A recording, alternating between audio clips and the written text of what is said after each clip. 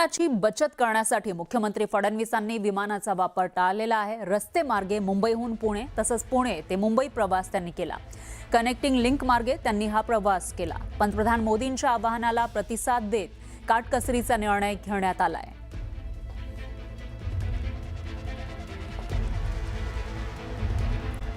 नंतर स्वागत। आगामी काळात येणाऱ्या विधान परिषदेच्या हिंगोली परभणी स्थानिक स्वराज्य संस्था मतदारसंघात राष्ट्रवादी काँग्रेसचाच आमदार होणार असा दावा राष्ट्रवादीचे वसमतचे आमदार चंद्रकांत नवघरे यांनी केलाय। दोन्ही जिल्ह्यात राष्ट्रवादी काँग्रेस पक्षाचे सर्वात जास्त सदस्य असल्यामुळे राष्ट्रवादीचाच आमदार होणार असल्याचा दावा चंद्रकांत नवघरेंनी केलाय। एवढंच नव्हे तर या वेळेला हिंगोली जिल्ह्यातील राष्ट्रवादीच्या कार्यकर्त्याला ही संधी असावी असं देखील आमदार नवघरे म्हणालेत।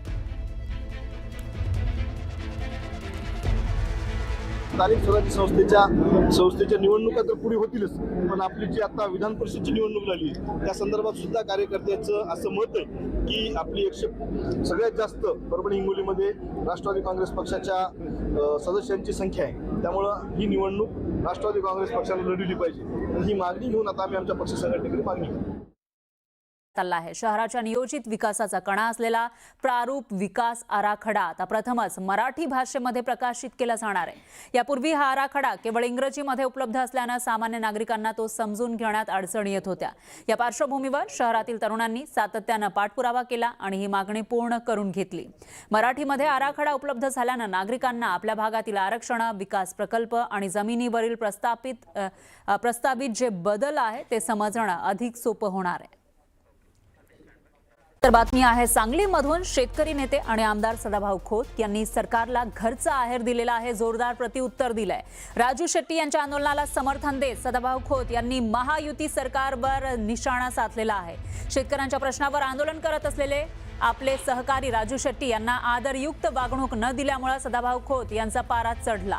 शेतकऱ्यांच्या प्रश्नावर आंदोलन करणारे माझे सहकारी राजू शेट्टी आणि इतर शेतकरी आंदोलकांना सन्मानपूर्वक वागणूक मिळाली नाही याबद्दल नाराजी आहे असं खोत म्हणाले। या आंदोलनादरम्यान शेतकरी आणि पोलिसांमध्ये झटापट झाली होती। त्यावेळी राजू शेट्टींना पोलिसांनी फरफटत नेल्याची घटना घडली। यावर सदाभाऊ खोत यांनी तीव्र प्रतिक्रिया व्यक्त केली आहे।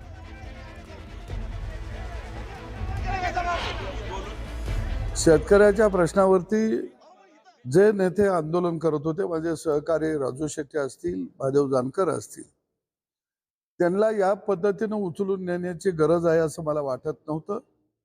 मोर्चा काढतो म्हणले असते तर काही अंतरापर्यंत त्यांना चालत आले असते। त्या ठिकाणी तो मोर्चा अडवला असता, सभेमध्ये रूपांतर झालं असतं, सरकारनं चर्चेला निमंत्रण दिलं असतं तर निश्चितपणानं हा चर्चेच्या मार्गातून प्रश्न सुटला असता।